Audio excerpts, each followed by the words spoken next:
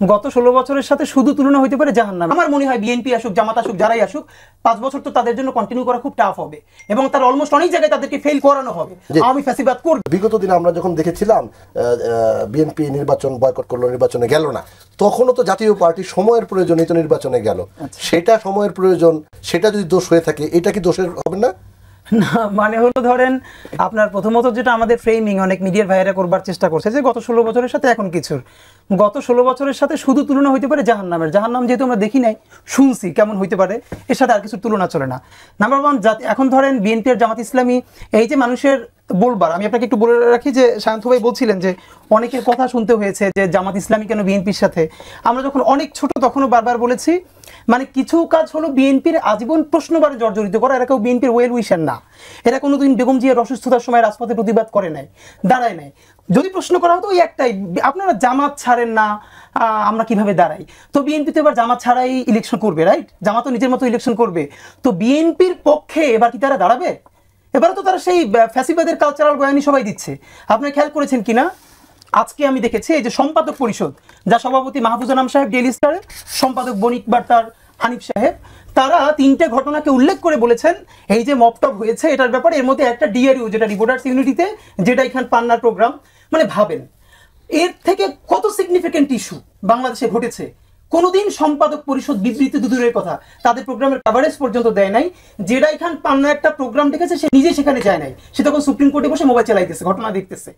এবং এইটাকে মিডিয়া যেভাবে দাঁড় করালো পুরো দেশের সামনে, মানে 15 জন 20 জন ছেলে মেয়ে কোথাও দাঁড়িয়ে চিৎকার চেঁচামেচি করছে, সেইটাকে মূলধারায় এনে প্রশ্ন করা হচ্ছে কি পুরো মুক্তিযুদ্ধের বিরুদ্ধে দাঁড়িয়েছে। এই যে ফজলু সাহেব, অপরাপর অন্যরা সবাই, তাদেরকে কি মানুষ মুক্তিযোদ্ধা হিসেবে গালিগালাজ করে, নাকি তাদের এই চরিত্রের জন্য, মুজিববাদী চরিত্র? সে পুরো দস্তুর ছিল মুজিব বাহিনীর লোক, করেছে তখন মুক্তিযুদ্ধের বিরুদ্ধে কাজ, এরপরে করেছে রক্ষী বাহিনী, এসে বিএনপির উপরে পরে ভর করেছে।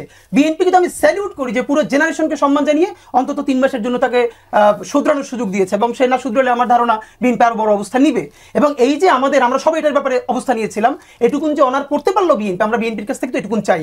প্রশ্ন হলো তাহলে জামাত আর বিএনপি একসাথে ইলেকশন করবে কিনা? প্রথম কথা হলো কেন করবে? বরং এটা কি এই জন্যই যে দেখানোর জন্য যে এখন একটা বিরোধী দলও লাগবে, এই জন্যই কি জামাত করবে? না, আমি বরং আপনারা বলতে পারি, বাংলাদেশের ভাই যেটা অ্যাড্রেস করছিল, অনেকগুলো ইসলামপন্থী দলও তো আছে, সকল ইসলামপন্থী দল কি জামাতের সাথে যাবে? অফকোর্স নট, যাবে না। তাহলে অনেক ইসলামপন্থী দল বিএনপির সাথে যাবে, অনেকে জামাতের সাথে যাবে। আমি বরং সিগনিফিকেন্ট যেটা দেখতে পাই, বিএনপি আর জামাতের জোটের বাইরে, আপনি এবার লিখে রাখেন, হয়তো এরা প্রচুর আসন পাবে না, ভোট পাবে না, কিন্তু তৃতীয় একটা গ্রুপ যারা অনেক জায়গায় স্বতন্ত্র নির্বাচন করবে, অথবা ছোট ছোট মোর্চা করে তারা একটা ভিন্ন দাঁড়াবে, পরবর্তী পলিটিক্সে এরা ভীষণ ইম্প্যাক্টফুল হয়ে উঠবে। এর কারণ বিএনপি হোক, জামাত ইসলামী হোক, এরা তো আসলে কেউ মানে নতুন ধারার পলিটিক্স তেমন কিছু দিতে পারবে না, শত চেষ্টা করলেও। চেষ্টা করবে, অফকোর্স চেষ্টা করবে, কিন্তু কতটা দিতে পারবে সেটা আমরা 1 বছরে তো অনেক বেশি স্বপ্ন দেখতে পারছি না। তবু তাদের চেষ্টা জারি থাকুক, এটুকু তো আমরা চাই।